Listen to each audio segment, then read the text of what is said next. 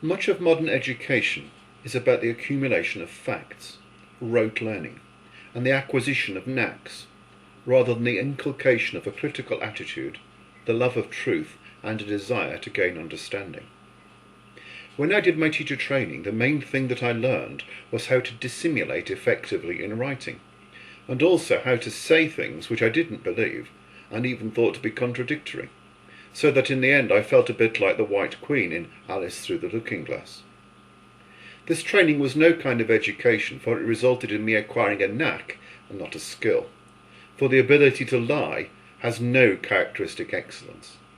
One cannot tell an untruth well. Alan Bennett portrays the wickedness at the heart of modern education very well in his play The History Boys. In it, a young teacher, who has gained his appointment by lying about his qualifications, encourages his pupils to misrepresent reality in order to impress examiners with the novelty of their ideas and their ability to argue and persuade. He is opposed by a much older teacher, who on one occasion objects, "May I make a silly suggestion? But why can we not all just tell the truth?" Much of modern philosophy is about logic chopping, proving and disproving things that can rigorously be proved or disproved on the mistaken basis that what is readily possible is worthwhile simply because it is possible. Perhaps the need to win research grants on the basis of a good publication list is the root of the problem here. Much of the rest of modern philosophy is negative and destructive, based on a sterile scepticism that is far removed from the devout scepticism that Plato championed. Politicians, orators, and so-called academics are mostly concerned with impressing others, not with the truth. They are self-publicists and do not care to make friends, but only admirers and adherents. Plato wrote at length about the danger of communicating via writing and oratory, as opposed to one-to-one friendly dialogue. In the Phaedrus he has Socrates tell a fable of the Egyptian gods Thoth and Ammon, by which he argues that the written word detracts from the exercise of wisdom. For wisdom is internal and a property of the soul, while writing is extrinsic to the soul and is not at all apt to induce understanding. Socrates argues that a text, like a painting, is only an inadequate representation of what it attempts to manifest, and is as liable to mislead as it is to inform. Socrates describes the formal original which writing tries to represent as a discourse that is written down in the soul of the listener with knowledge. It is able to defend itself, and it knows for whom it should speak and for whom it should remain silent. A text cannot choose its readers, whereas a teacher can choose their pupils, and moreover can respond flexibly to the questions and particular difficulties of each individual student. In the Acts of the Apostles, we read of an Ethiopian eunuch who was faced with the difficulty of dealing with a static text. In this case, it was a copy of the prophecy of Isaiah. Providentially, the deacon Philip came to his assistance and was able to explain the written words to him. Philip was able to provide the dynamic context which the static text lacked. In general, Plato has Socrates say that the living teacher chooses a proper soul and plants and sows within it discourse accompanied by knowledge, a discourse capable of helping itself as well as the man who planted it, which is not barren, but produces a seed from which more discourse grows in the character of others. Such discourse makes the seed forever immortal, and renders the man who has it as happy as any human being can be. He adds that anyone who writes anything in the belief that it embodies clear knowledge of lasting importance is worthy of reproach, for static words, devoid of love and a personal relationship, can never do so. No good answer to an important question ever closes down a discussion. Rather, it will open up a vast unexplored hinterland of supplementary inquiry. The quest for truth is unending, but more worthwhile for that, not less. Nevertheless, from the fact that Plato put a lot of effort into writing, he obviously decided that the published word was, like correct opinion short of knowledge, better than nothing, though innately unreliable. Hence the speaker who treats oratory lightly and who uses public speaking only to elicit an understanding of what is just, noble, and good in the souls of those who listen to them, is to be commended and is a true philosopher. The same is true of the writer who believes that the written word is at best only capable of reminding its reader of what he already knows. So, according to Plato, the writing and presenting of papers is not wrong in itself, so long as the author is concerned with the getting and begetting of wisdom, and acknowledges that all they write or say is provisional and at best incomplete. Well then, did Plato have an occult or esoteric teaching which he never wrote down? Esoteric has two meanings. First, it simply means inward, private, or hidden. On this basis, the Christian sacramental system is esoteric, or was originally so conceived. Second, it means of an elaborate and far-fetched character. On this basis, much of modern theoretical physics is thoroughly esoteric. As to whether Plato had any interest in the esoteric, I think that this depends on what is meant. In support of the idea that Plato was interested in the esoteric, one can cite the fact that Plato has Socrates insist that he is one of the few authentic followers of Bacchus, whose worship was governed by an initiation and whose rites were secret. Moreover, in Laws, Plato's mysterious Athenian recommends that one should seek the rites that free a man from guilt. Also, it is certainly true that Plato is mostly concerned with the underlying reality and spiritual truth, and less so with material appearances and with physical contingency. Finally, the theory of the forms might be categorized as esoteric in the second sense, but I find it of practical help in understanding the theoretical structure of both physics and biology. Similarly, any discussion of the immortality of the human spirit or the transmigration of souls can be dismissed as esoteric. Of course, in the first sense, none of these teachings are at all esoteric, as they are plainly set forth in Plato's published, that is, his exoteric works. All this being said, the seventh letter is important.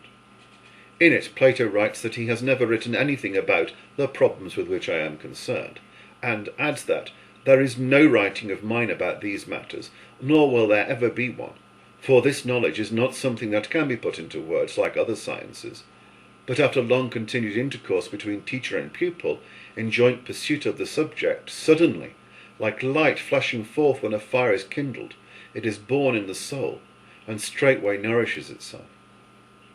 He proceeds to explain why he has not and will not write a philosophy, while in effect doing so.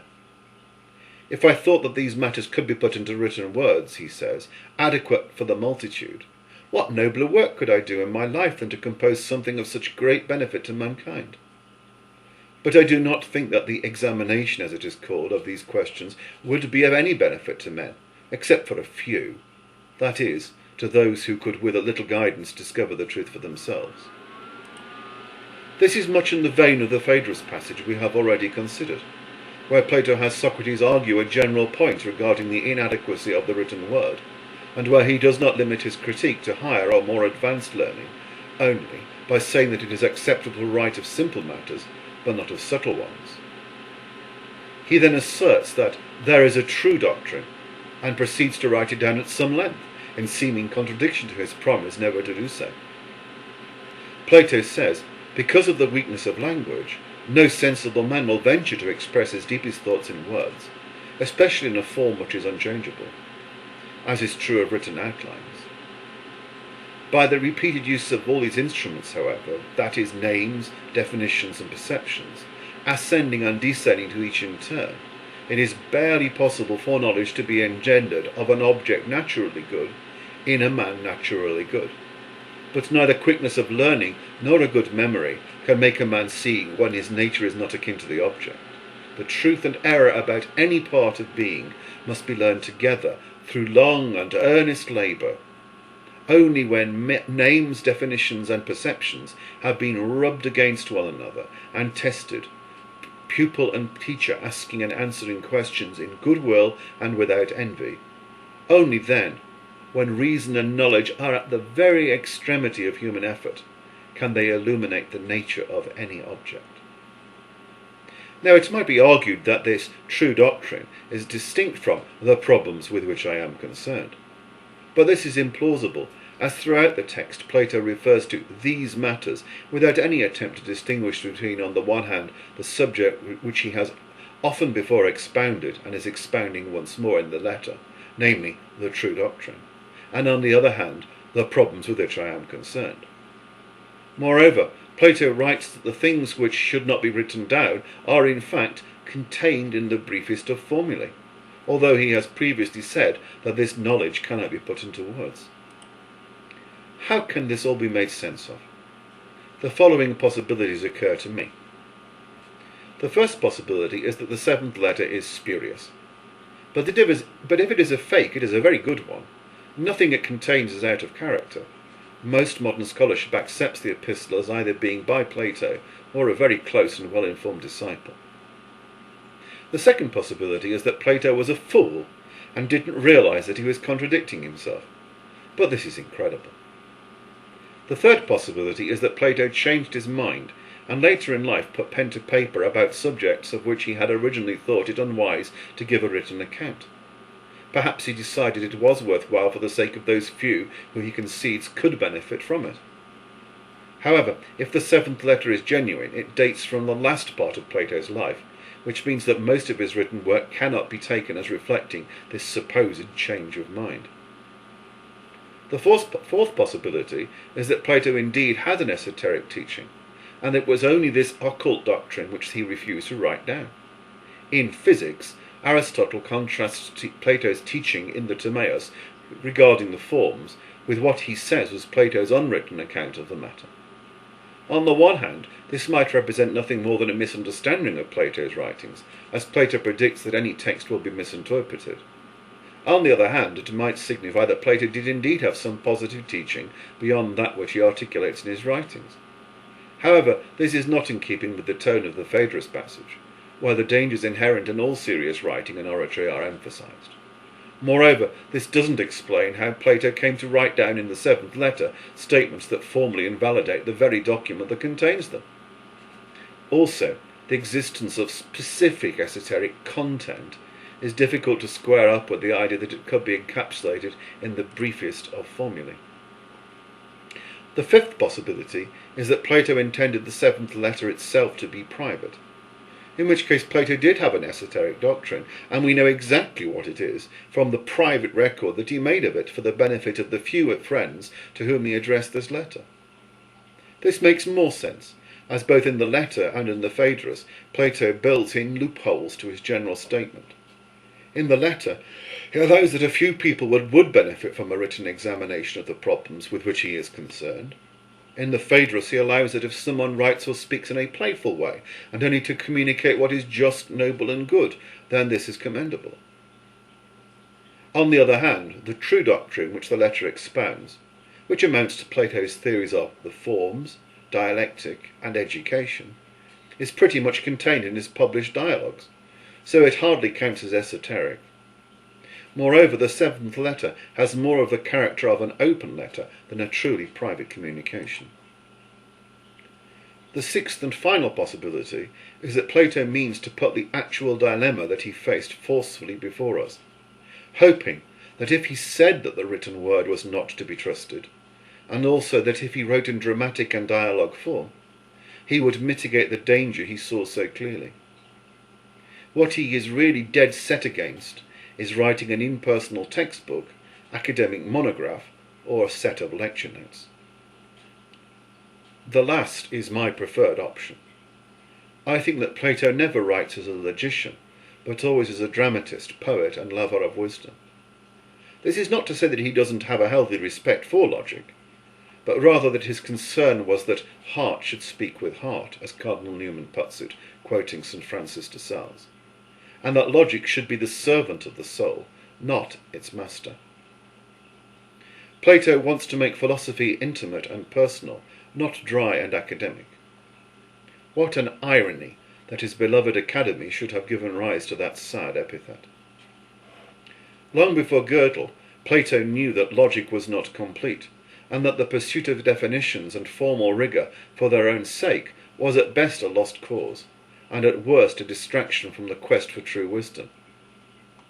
I suggest that he chose to make this clear by inserting an explicit formal contradiction in the heart of his dialectical process, to make us aware of the danger of delusions of certitude, and to try to prevent anyone from misusing his writings as an authoritative canon of positive teaching.